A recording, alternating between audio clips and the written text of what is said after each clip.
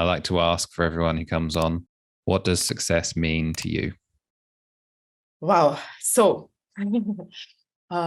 I actually like to call the words by their own names. And since majority of society understands success in, unfortunately, financial and goal achievement terms, when I talk about success, I talk in those terms, in the terms that everybody understands.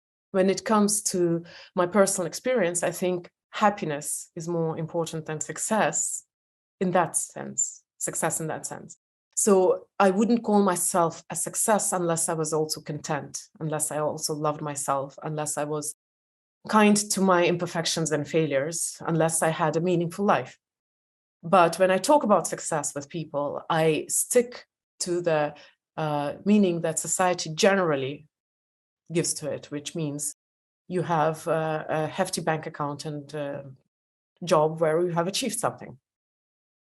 It's an interesting answer, because I have had someone sort of just say, it just means happiness to me. And I think people do use it as exactly as you have said. So everyone will have their own kind of meaning of what it means, but everyone kind of uses the same definition, which is like, bank account and cars and all that stuff. So it's very interesting. I would go further than that, because I think we should just let success be and admit that happiness is also important. Because why do we try to change the terms? I think that we often try to give success a lot of other meanings because we don't solve other problems in our lives. So sometimes when we look at the person who has a lot of money but is unhealthy, unhappy, we say they're not successful. Of course, in health terms, they're not successful, because that's a success in health, which, if you add in health, it makes it kind of clear what you're talking about. But that also makes us feel better. Oh, but at least they're unhappy.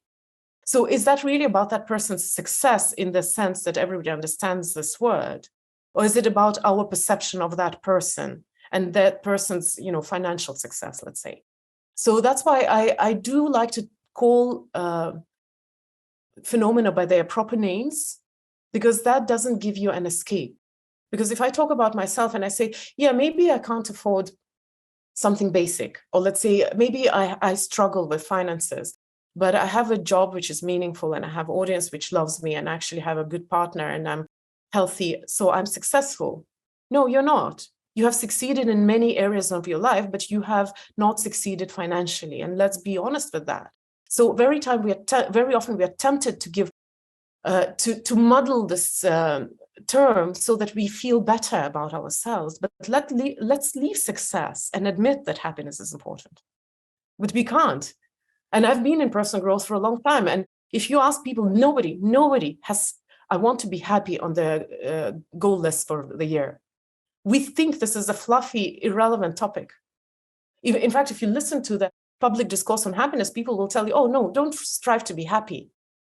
Strive for a meaningful life, strive for this, strive for that, but just not to be happy. Isn't that ridiculous? Like, if you want to be healthy, you have to work on your health. If you want to have good relationships, you have to work on your relationships. Why is it if you want to be happy and everybody wants to be happy, you should not work on this? How is it going to happen out of the blue? And by the way, we all want to be happy, even if we don't admit that, because look at what do parents want for their beloved children? Happiness. What do we wish each other? Happy birthday, happy this, happy that. We want happiness. We just don't have the guts to admit that we want happiness and it is important. So we muddle the idea of success. So Can I interpret your answer as you'd prefer to be happy than successful? Yes. But I'm successful too, by the way. And by the way, there's research, because I've looked into that.